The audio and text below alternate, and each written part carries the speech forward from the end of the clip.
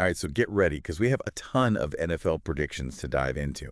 For Week 9, we're talking expert analysis for every single game this week. It's like we have a crystal ball, but instead of vague visions, we have really detailed insights from some of the best minds in football. Yeah, it's really fascinating because, this isn't just about like who's going to win or lose. We're going behind the scenes trying to understand the why. We're looking for patterns, biases, anything that can give you an edge when you're placing those bets this week. Exactly. And speaking of experts, we have Pete and Kyle leading the charge this week. And let's just say their track records are very different. Kyle is on fire, coming off of another winning week. While Pete, I'll give her. let's just say he's hoping for a turnaround. Yeah, it really adds like a fun little layer to this. Right. Like you were watching this friendly rivalry unfold, but with serious football knowledge as a weapon of choice. I love that. Okay, so we have the Texans and the Jets kicking things off on Thursday Night Football. Now, I know the Jets' record isn't pretty, but Pete seems optimistic about their chances, especially after those injuries to the Texans' receivers. Yeah, he even made a comment about wondering who C.J. Stroud is going to throw to. Kind of brutal, but fair. But here's where it gets really interesting. Kike sees this as an opportunity for Stroud to shine, with less pressure, maybe even lower expectations. Could this be his breakout game? Yeah. It's almost like those injuries could be a blessing in disguise for him. Yeah. Kind of forced to improvise. Maybe he finds a new go-to guy or unlocks some part of his game that we haven't seen yet. Talk about a storyline to watch. Absolutely. Sunday night, we have a matchup that could be an absolute offensive explosion. Colts versus the Vikings. The Colts benched Anthony Richardson in favor of Joe Flacco, which raised some eyebrows. It did. But when you think about it, Flacco's a veteran. He knows how to manage a game. Richardson's got potential, but he's still making rookie mistakes.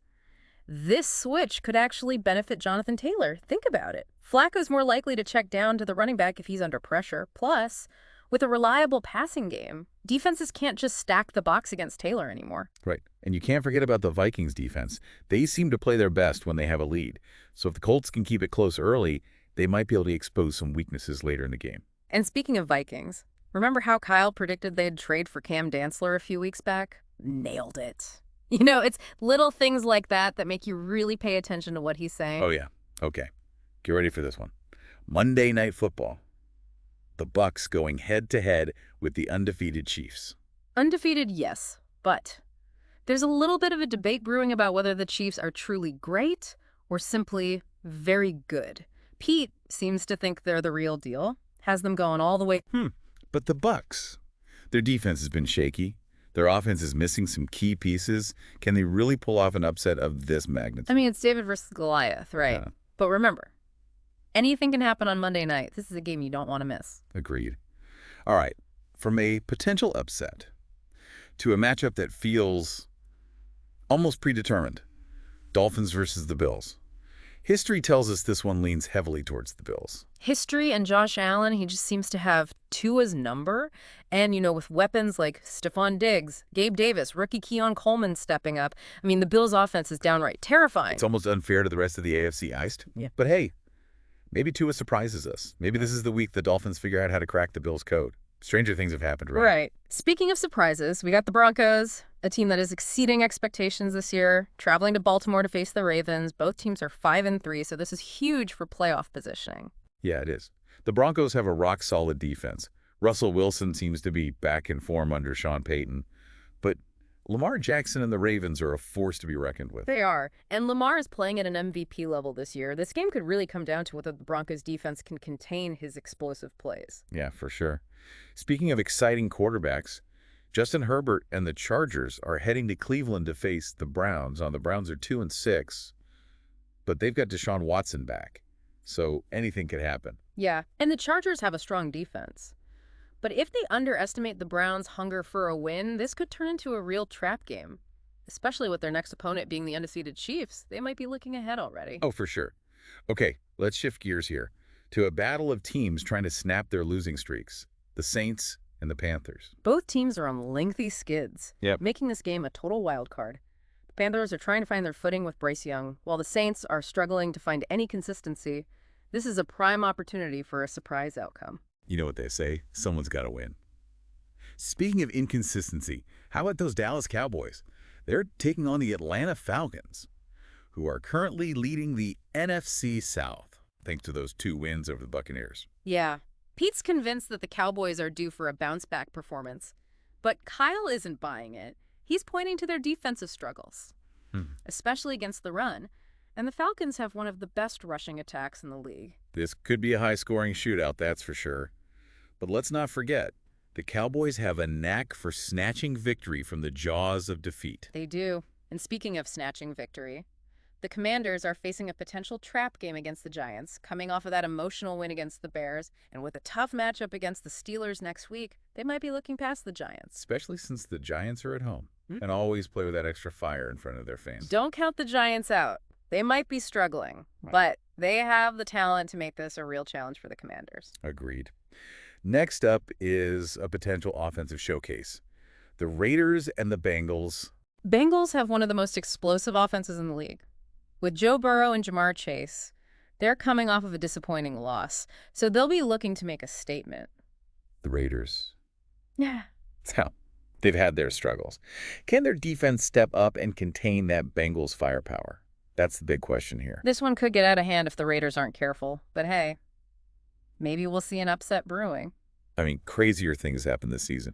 Okay, and then we have a game shrouded in uncertainty. The Patriots versus the Titans. Will Levis is hoping to return from a shoulder injury for the Titans, while Mac Jones' status for the Patriots is still up in the air. If neither of them can go, we're talking backup quarterbacks facing off.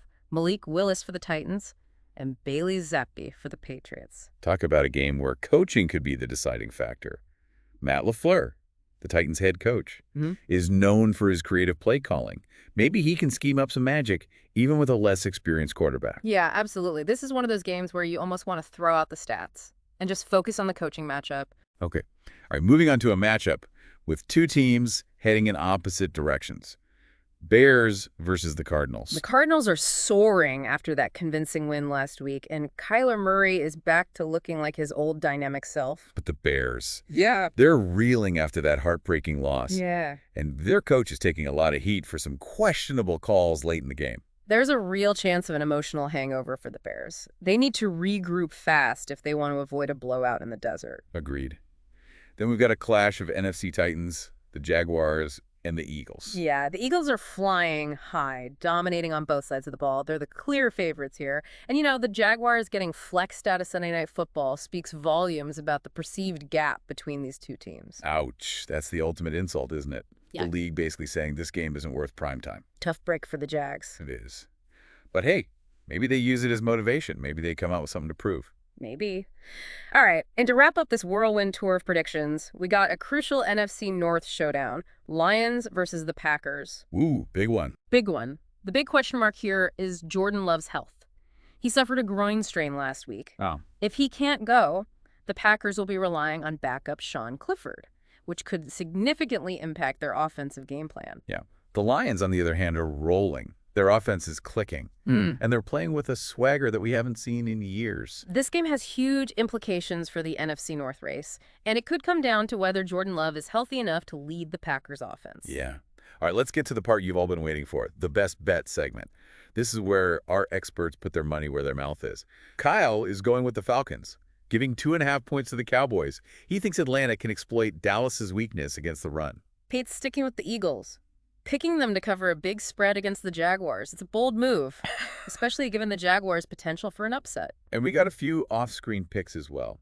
One person is riding with the Cardinals to beat the Bears. Another's taking the Browns plus 1.5 against the Chargers.